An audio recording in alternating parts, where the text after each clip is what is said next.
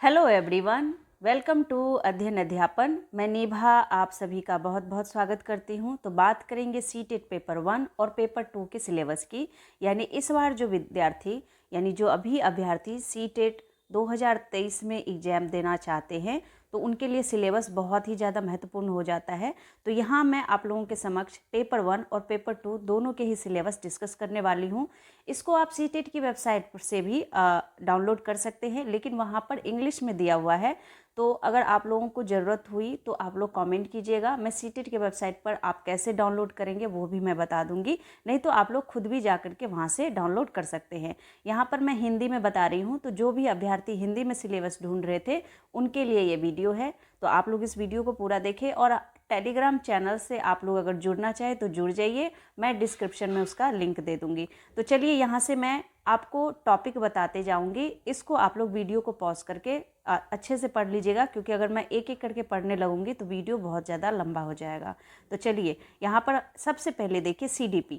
पहला जो पार्ट आता है आपके एग्जाम में 5 सब्जेक्ट होता है। एक होता है आपका CDP, दूसरा होता है आपका मैथ, तीसरा होता है EVS, उसके बाद आपके लैंग्वेज 1 और लैंग्वेज 2 होता है।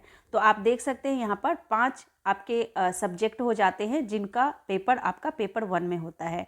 इसी तरह से पेपर 2 में आपके 4 सब्जेक्ट होते हैं। 4 सब्जेक्ट यानी यहाँ पर CDP होता है। उसके बाद अगर आप मैथ या साइंस लेते हैं तो मैथ और साइंस का होगा। उसके अलावा लैंग्वेज 1 लैंग्वेज 2 होगा। और या फिर अगर आप सोशल स्टडी लेते हैं तो सोशल स्टडी होगा। और उसके बाद मैथ आपका हिंदी और इंग्लिश लैंग्वेज, जो भी आप लैंग्वेज लेंगे वो होगा। तो वो भी सारी चीज़ें मैं यहाँ पर आप लोगों को बताने वाली हूँ। तो चलिए सबसे पहले देखते हैं CDP में सबसे पहला जो टॉपिक आता है, देखिए यहाँ पर आपके 30 प्रश्न होंगे। जो 15 प्रश्न है वो आपके इस भाग से आएंगे, यहाँ पर मैं बता दूंगी आपको। तो देखिए पहला जो यहाँ पर क भाग है उसमें है बाल विकास, यानी प्राथमिक विद्यालय का जो बालक है उसके बारे में सारी चीज़ें आपको यहाँ पर पढ़ना होगा। जैसे विकास की अवधारणाएं, बालकों के विकास के सिद्धांत, आनुवंशिकता और पर्यावरण का प्रभाव, सामाजिककरण प्रक्रियाएं और ये इत्यादि आपको एक एक करके सब चीज़ें पढ़नी है और इसी के अनुसार आपको अपनी तैयारी करनी है। तो देखिए इसके बाद आपको पियाजे, कोलवर, वाइगोत्स्की इसके बारे में पढ़ना है पूरे अच्छे से। उसके बाद बाल केंद्रित और प्रागैमिक शिक्षा की अवधारणाएं, बौद्धिकता के निर्माण, बहुआयामी बौद्धिकता, भाषा और चिंतन, ये इत्यादि आपके हो गए CDP के क भाग से। ठीक है, यहाँ से आप लोग अच्छे से डिटेल में पढ़ लीजिए, क्योंकि मैं अगर यहाँ पे पढ़ने लगूंगी तो बहुत ही ज़्यादा लंबा हो जाएगा वीडियो। तो इसके बाद ख भाग में देखिए, क भाग जो था आपका वो पूरा 15 मार्क्स का था, यानी जो ऊपर अभी आप पढ़ रहे थे ये टोटल 15 मार्क्स का है। तो इसको सबसे पहले आपको ख़त्म करना है पढ़ के। उसके बाद जब ख भाग आते हैं, यानी समावेशी शिक्षा की अवधारणा तथा विशेष आवश्यकता वाले बालकों को समझना, इस टॉपिक को जब हम कवर करते हैं तो ये पूरा टॉपिक आपके 5 प्रश्न होते हैं 5 मार्क्स के। ठीक है, ये आप लोग समझ गए। इसके बाद ग भाग में चलते हैं। तो ग भाग में आपका ये सारा आपका टॉपिक दिया हुआ है, अधिगम और अध्यापन, और ये आपके 10 प्रश्न होते हैं 10 मार्क्स के। तो ठीक है, तो इस हिसाब से आपको चलना है। या तो आपको ऊपर वाले दोनों क और ख को पहले कवर कर लेना है, या फिर आप क और ग को पहले कवर कर लें। तो यहाँ से आप लोगों को जो भी सुविधा लगती है, आप लोगों को ये सारे ही टॉपिक पहले पढ़ना है और अभी क्वेश्चन की प्रैक्टिस नहीं करनी है। ठीक है, लास्ट में मैं स्ट्रैटेजी आप लोगों को बताऊँगी, उसके अनुसार अगर आप लगता है कि आपको चलना चाहिए तो आप लोग ज़रूर उस चीज़ को फॉलो कीजिए। चलिए अब नेक्स्ट देखते हैं। ये आपके CDP का भाग हो गया। तो ये आपके क ख ग भाग है जिसको आपको अच्छे से तैयार करना है। इसके बाद देखिए आपका लैंग्वेज 1 आ जाता है। तो लैंग्वेज 1 कैसे चूज करेंगे, पुरानी वीडियो आप देख सकते हैं, बिल्कुल वही सारी चीज़ें हैं जो आपको पढ़ना है। लैंग्वेज आप 1 हिंदी चूज कीजिए, क्योंकि हिंदी लगभग सभी स्टूडेंट का अच्छा होता है। तो लैंग्वेज 1 हिंदी अगर आप चूज करते हैं तो लैंग्वेज 1 लैंग्वेज 2 का जो सिलेबस है वो सेम है, चाहे आप पेपर 1 के लिए देख रहे हैं या पेपर 2 के लिए देख रहे हैं, सिलेबस आपका एक ही जैसा होगा। यानी अगर आप 1 से 5वीं तक के बच्चों के लिए पढ़ रहे हैं तो ये सब सारी टॉपिक तो पढ़ना ही होगा। पेपर 2 में थोड़ा सा जो है आपको 6 to 8 के बच्चों के बारे में पूछा जाएगा, लेकिन टॉपिक यही सब होगा। तो लैंग्वेज 1 वही चूज करें जो जिसमें आप बहुत ही दक्षता हासिल करते हैं, मतलब बहुत अच्छा है आपका। तो हिंदी 1 के लिए चूज कीजिए, इंग्लिश 2 के लिए चूज कीजिए। इसके अलावा जिन भी अभ्यर्थियों को संस्कृत अच्छा है तो वो लैंग्वेज 1 हिंदी चूज करे, लैंग्वेज 2 संस्कृत चूज करे। इसी हिसाब से जिनका भी लैंग्वेज उर्दू अच्छा है तो वो language 1 Hindi, language 2 Urdu choose करें। तो इस हिसाब से आप लोग देख लीजिए आप लोगों का लैंग्वेज कौन सा सही है। अधिकतर स्टूडेंट यहाँ पर हिंदी भाषा 1 के रूप में सेलेक्ट करते हैं। तो देखिए अगर आप भाषा की बात करें, यहाँ पर लैंग्वेज की बात करें, तो लैंग्वेज में आपको कुल मिलाकर ये जो क भाग है जिसमें आप अनसीन पैसेज देखते हैं, गद्यांश पद्यांश देखते हैं, वो टोटल आपके यहाँ पर कितने मार्क्स के होते हैं, 15 मार्क्स के। ठीक है, तो लैंग्वेज में थोड़ा सा आप पहले से मेहनत करते रहिए, क्योंकि लैंग्वेज में मार्क्स लाना बहुत आसान होता है अगर थोड़ी सी मेहनत आप लोग पहले से करते रहे।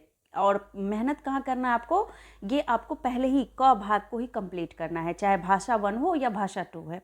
तो ये अगर भाषा 1 में देखें तो यहाँ पर जो आपका ऊपर अपठित अनुच्छेद को पढ़ना, 2 अनुच्छेद होता है, एक गद्य होता है जिसमें गद्य या नाटक होता है, और एक कविता होती है जिसमें बोधगम्यता, निष्कर्ष, व्याकरण, मौखिक योग्यता से संबंधित प्रश्न होंगे।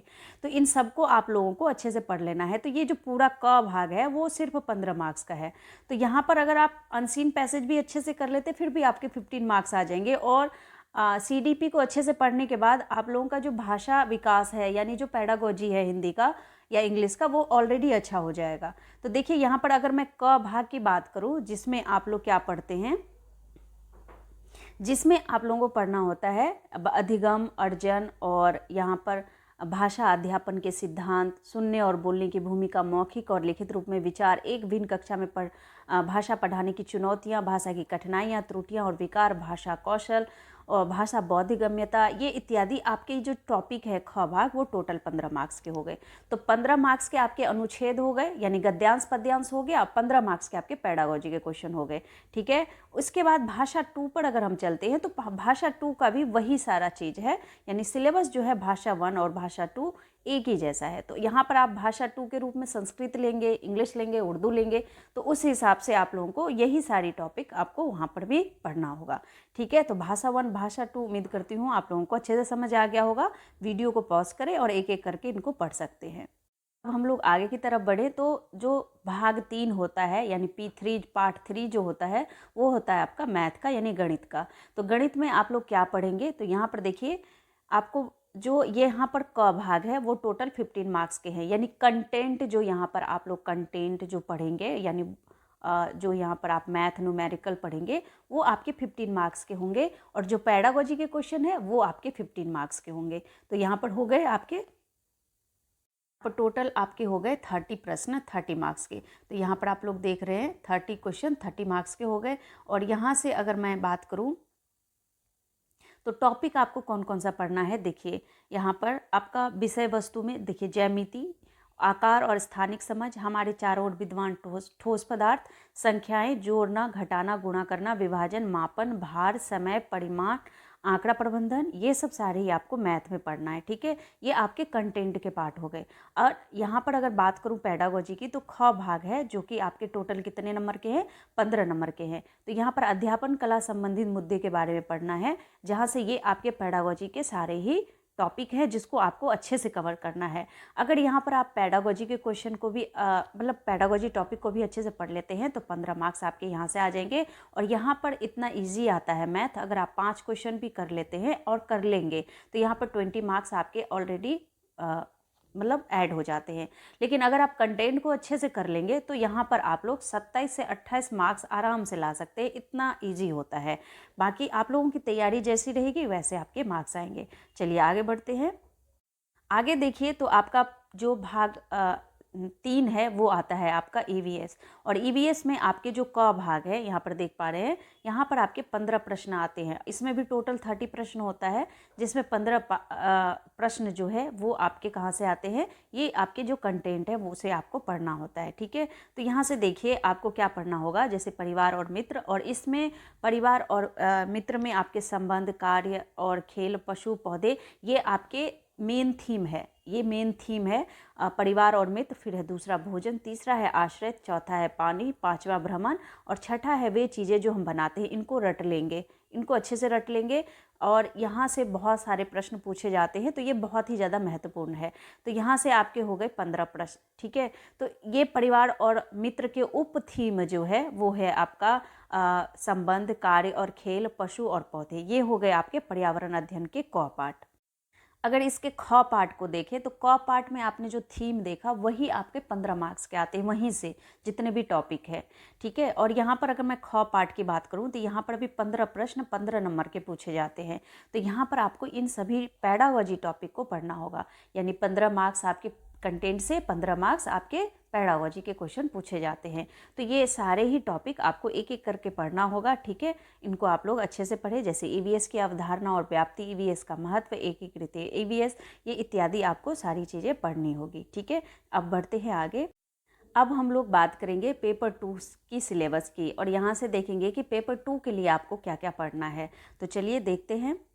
अब यहाँ पर देखिए, जैसे आप लोगों ने पेपर 1 में देखा 30 प्रश्न, वैसे ही पेपर 2 में भी सीडीपी कितने नंबर का आता है, 30 नंबर का आता है और 30 प्रश्न पूछा जाता है। यहाँ पर भी क भाग में आपके 15 प्रश्न पूछे जाएंगे। और यहाँ पर बाल विकास और अध्यापन अगर बात करें तो यहाँ पर बाल विकास यानी प्रारंभिक विद्यालय का बालक, यहाँ से आपके क्वेश्चन पूछना स्टार्ट होगा, और जहाँ से ये आपके सभी टॉपिक आपको पढ़ना होगा कि विकास की अवस्था तथा अधिगम से उसका संबंध, बालक के विकास के सिद्धांत, आनुवंशिकता और पर्यावरण का प्रभाव, ये सारे ही टॉपिक आपको क्या करना है, अच्छे से पढ़ना है, ठीक है।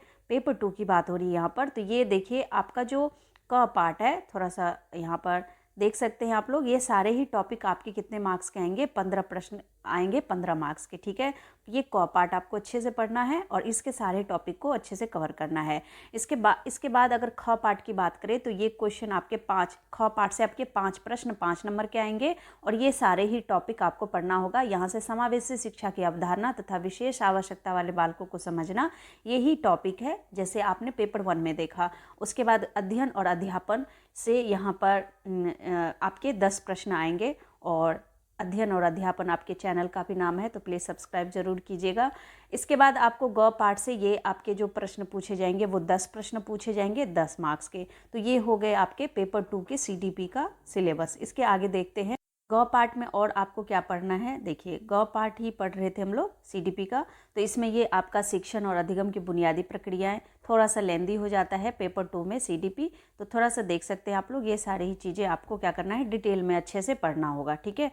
इसके बाद चलिए हम लोग आगे की ओर बढ़े। तो यहाँ पर फिर से वही भाषा 1 और भाषा 2 आएगा, जहाँ से आपके जो भी आपके मार्क्स पेपर 1 में बताए गए थे वही वैसे ही होगा। जैसे भाषा 1 अगर चूज करते हैं तो 15 प्रश्न 15 मार्क्स के। उसके बाद यहाँ पर जो चेंजेस देखने को मिलता है, यहाँ पर ख भाग में 5 प्रश्न पूछे जाएंगे आपके, जिसमें आप अधिगम, अर्जन, भाषा अध्यापन के सिद्धांत इत्यादि को पढ़ते हैं। और यहाँ से ये सारे ही टॉपिक आपके लिए बहुत ही ज़्यादा इंपॉर्टेंट है, तो इन सभी को आपको अच्छे से पढ़ना है, ठीक है। इसको डिटेल में पढ़ना है। इसके बाद अगर बात करूँ यहाँ पर भाषा 2 की, तो भाषा 2 में भी वही चीज़ें हैं जो हम लोग पेपर 1 में देख रहे थे। तो यहाँ पर 15 प्रश्न पूछा जाएगा, और यहाँ पर पहले ही पार्ट में जिसमें हम बोधगम्यता यानी अनसीन पैसेज, आपका कॉम्प्रीहेंशन जो भी पढ़ते हैं हम लोग, तो यहाँ पर आपके अनसीन पैसेज से 15 मार्क्स के क्वेश्चन पूछे जाएंगे, 2 अनसीन पैसेज होगा, और यहाँ पर आप लोगों के 15 मार्क्स बन जाते हैं अगर इसको आप अच्छे से प्रैक्टिस करते रहे स्टार्टिंग से।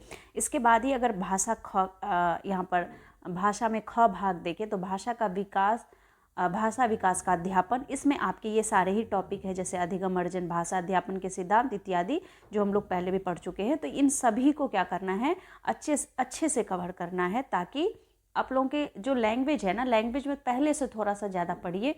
यहाँ पर मार्क्स आप आसानी से गेन कर सकते हैं। और अगर आप लोगों ने इंग्लिश लिया है लैंग्वेज 2 के रूप में, तो आप लोग देख सकते हैं कि इस बार अनसीन पैसेज बहुत कठिन आ रहा था इंग्लिश का, तो थोड़ा सा पहले से ही तैयारी में लग जाइए। और तैयारी कहाँ से करना है आपको बिल्कुल प्रीवियस ईयर से जो भी अनसीन पैसेज पूछा है उसी की प्रैक्टिस करते रहें, ठीक है। चलिए आगे बढ़ते हैं।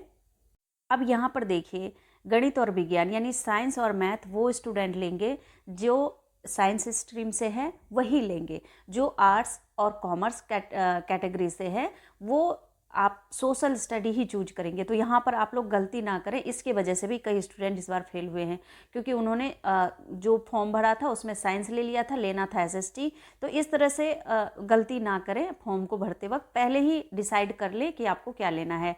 वैसे भी मैंने यहाँ पर बता दिया, अगर आप आर्ट्स और कॉमर्स स्ट्रीम से हैं तो आप लोग सोशल स्टडी लेंगे, ठीक है। तो देखिए, आप अगर मैथ और साइंस लेते हैं तो इसमें आपको क्या क्या पढ़ना होगा। तो ये टोटल जो आपके मैथ और साइंस मिलाकर प्रश्न पूछे जाएंगे वो आपके 60 प्रश्न पूछे जाएंगे, जहाँ से 40 नंबर के आपके मैथ और साइंस से क्वेश्चन होंगे और 20 नंबर का आपका क्या होगा, कंटेंट पेडागोजी होगा, तो उसको पढ़ना है। तो देखिए, गणित और विज्ञान में पहले हम गणित की बात कर लें तो गणित में जो है आपके जो प्रश्न पूछे जाएंगे वो 20 प्रश्न पूछे जाएंगे 20 नंबर के, और 10 नंबर के जो है पेडागोजी के क्वेश्चन पूछे जाएंगे। तो ये आपके टॉपिक है अंक प्रणाली। अंकों में आप किसको अंकों में क्या क्या पढ़ना है, यानी नंबर सिस्टम में अंकों को समझना, अंकों के साथ खेलना, पूर्ण अंक, नकारात्मक और अंक और पूर्णांक, उसके बाद फ्रैक्शन यानी भिन्न को पढ़ना है। इसके बाद बीज गणित में आपको ये टॉपिक कवर करना है, तो इनको अच्छे से पढ़ें। उसके बाद ज्यामिति में आपको 2D 3D इत्यादि को अच्छे से कवर करना है। सममिति, ये सारे ही इंपॉर्टेंट है, इन सभी टॉपिक को आपको पढ़ना है। उसके बाद क्षेत्रमिति, आंकड़ों का आंकड़ा प्रबंधन, तो इन सभी को आपको अच्छे से पढ़ना होगा। ख पार्ट की बात करें तो आपके पेडागोजी के क्वेश्चन 10 प्रश्न 10 नंबर के पूछे जाएंगे। तो यहाँ पर अध्यापन संबंधी मुद्दे जो हैं वो आपको क्या करना है, इन सभी टॉपिक को अच्छे से कवर करना है, जहाँ से प्रश्न 100% पूछा जाता है। तो इस तरह से आप लोग गणित को पूरे अच्छे से कवर कर लेंगे। उसके बाद विज्ञान की बारी आती है, तो साइंस में आपको क्या पढ़ना है। तो देखिए, पहला पार्ट भोजन पढ़ना है, फिर दूसरा सामग्री, उसके बाद जीव जंतुओं की दुनिया, सचल वस्तुएं, लोग और विचार, और चीज़ें कैसे कार्य करती है इत्यादि के बारे में आपको क्या करना है, अच्छे से पढ़ना है। विद्युत करंट और सर्किट के बारे में भी अच्छे से पढ़ना होगा। इसके बाद आगे चलते हैं। इसके बाद देखिए, आपको क्या पढ़ना है, इसी में चुंबक आ गया। उसके बाद प्राकृतिक पद्धति, प्राकृतिक संसाधन इत्यादि को पढ़ना होगा। इसके बाद अगर ख पार्ट में आते हैं, यानी इसी में यानी साइंस के पेडागोजिकल क्वेश्चन को देखें, तो यहाँ से आपके 10 प्रश्न बनते हैं, 10 क्वेश्चन 10 प्रश्न। तो यहाँ पर आपको ये अध्यापन संबंधी सारे ही मुद्दों को पढ़ना होगा, ये सारे ही टॉपिक आपको कवर करना होगा। इसके साथ ही अगर आप लोगों ने एसएसटी चूज किया है, यानी जो एसएसटी कौन से स्टूडेंट लेंगे, जो कॉमर्स और आर्ट्स स्ट्रीम से हैं, जिन्होंने ग्रेजुएशन बीए या बीकॉम से किया है, बीए बीकॉम किया है, यानी आर्ट्स और कॉमर्स से किया है, वो सामाजिक विज्ञान लेंगे, सोशल साइंस सेलेक्ट करेंगे। यहाँ पर भी आपके कंटेंट से 60 प्रश्न और 20 प्रश्न आपके पेडागोजी से पूछे जाएंगे। तो देखिए, यहाँ पर अगर मैं बात करूँ तो आपके हिस्ट्री यानी इतिहास, भूगोल, नागरिक, इन तीनों से आपके प्रश्न कंटेंट से पूछे जाएंगे, जहाँ से आपके 40 प्रश्न बनेंगे। तो देखिए, अगर मैं बात करूँ यहाँ पर इतिहास की, तो इतिहास में ये सारे ही टॉपिक आपको पढ़ना होगा। तो ये सारे ही टॉपिक आप कहाँ से पढ़ेंगे, NCERT की बुक से पढ़ेंगे, ठीक है। तो यहाँ पर आप देख सकते हैं ये सारे ही टॉपिक हैं और आप लोग इसको अच्छे से कवर करें। इन सभी को आप बारी बारी से पढ़ें। वास्तुकला को जरूर पढ़ें, साम्राज्य का सृजन, सामाजिक परिवर्तन इत्यादि, ये सभी को आपको क्या करना है, कवर करना है। के साथ ही देखिए, आपको 1857 से 1858 का विद्रोह, उपनिवेशवाद, ग्रामीण जीवन और समाज, कंपनी शासन की स्थापना, ये सारी ही चीज़ें आपको पढ़ना होगा अच्छे से। तो इसके बाद अगर भूगोल की बात करें तो भूगोल में आपके यानी ज्योग्राफी में आपके ये कुछ टॉपिक हैं जो कि इम्पॉर्टेंट है। एक सामाजिक अध्ययन तथा एक विज्ञान के रूप में भूगोल, ग्रह, सौरमंडल में पृथ्वी, ग्लोब, ये सब सारे ही टॉपिक आपको पढ़ना होगा, जहाँ से आपके प्रश्न अच्छे खासे प्रश्न पूछे जाते हैं। तो यहाँ पर अगर मैं बात करूँ सामाजिक और राजनीतिक विज्ञान यानी पॉलिटिकल साइंस की, तो यहाँ पर आप लोग देख सकते हैं ये कुछ टॉपिक हैं जो कि इम्पॉर्टेंट है और यहाँ से आपके प्रश्न 100% पूछे जाते हैं। तो इन सभी टॉपिक को आपको क्या करना है, अच्छे से पढ़ना है, अच्छे से इसको कवर करना है। देखिए, जब आपका कंटेंट कवर हो जाए उसके बाद आप लोग प्रीवियस ईयर क्वेश्चन को अच्छे से पढ़ना स्टार्ट कर दें। इसके बाद अगर पेडागोजी के क्वेश्चन पूछे तो आपके सोशल साइंस में पेडागोजी के जो टॉपिक हैं वो कौन कौन से हैं, तो यहाँ पर देख सकते हैं आप लोग सामाजिक विज्ञान, सामाजिक अध्ययन की अवधारणा और पद्धति, कक्षा की प्रक्रियाएं, विवेचित चिंतन का विकास, पूछताछ, भवजन्य साक्ष्य, और उसके बाद सामाजिक विज्ञान, सामाजिक अध्ययन पढ़ने की समस्याएं, स्रोत, प्राथमिक और माध्यमिक, प्रोजेक्ट कार्य और मूल्यांकन, ये सभी आपके पेडागोजी के क्वेश्चन पूछे जाएंगे। तो इन सभी टॉपिक को आपको अच्छे से कवर करना होगा और इन सभी की तैयारी बहुत अच्छा रहेगा अगर आप लोग NCERT से पढ़ें। NCERT बहुत ही ज़्यादा इम्पॉर्टेंट है, क्योंकि यहाँ से आप लोग अगर पढ़कर जाते हैं तो आंसर में अगर कोई गलती भी होती है, अगर सीटेट कभी गलत आंसर दे भी देता है तो आप उसे चैलेंज कर सकते हैं। तो यहीं से पढ़ें, NCERT को अभी से शुरू से फॉलो करते जाए। और आप इसको पढ़ेंगे कैसे, देखिए, आप लोग सिलेबस आप लोग देख चुके हैं, तो आप क्या करें, हफ्ते में मंडे से लेके फ्राइडे तक आप लोग कंटिन्यू पढ़ें। जो भी आप 2 घंटे 4 घंटे दिन के निकाल सकते हैं, उतना आप पढ़िए। उसके बाद सैटरडे को क्या करें, सैटरडे को आप लोग पूरा रिवीजन करें एक बार। चाहे तो आप लोग क्या करें, प्रीवियस ईयर के क्वेश्चन निकालें और उसको थोड़ा सा सॉल्व कर लें।